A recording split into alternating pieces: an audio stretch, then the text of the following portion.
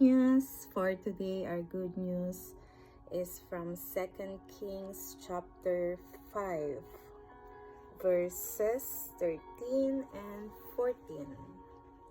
Sir, if the prophet had told you to do something very difficult, wouldn't you have done it? So you should certainly obey him when he says simply, "Go and wash and be cured." So Naaman went down to the Jordan River and dipped himself 7 times, as the man of God had instructed him. And his skin became as healthy as the skin of a young child, and he was healed. Praise be to God for our good news.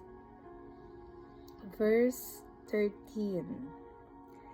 Lumapit sa kanya ang kanyang mga katulong at sinabi, "Panginoon, hindi ba't gagawin ninyo kahit mahirap pa riyan ang ipagawa sa inyo ng propeta?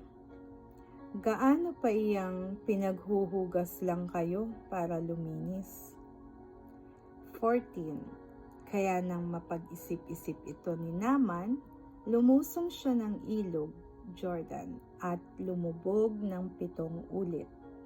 At tulad ng sinabi ni Eliseo, na nauli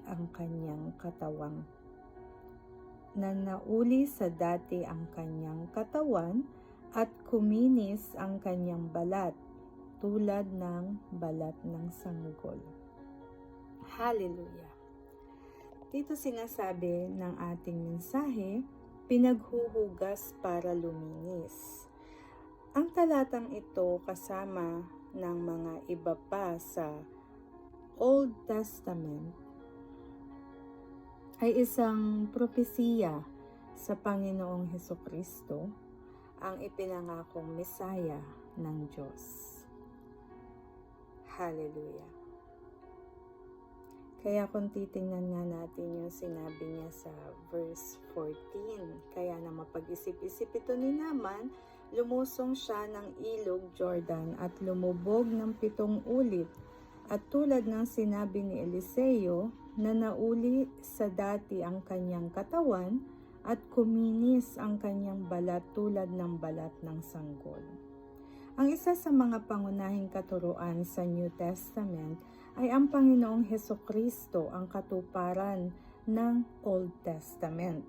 Ang sumulat sa mga Hebrews ay nagmumungkahi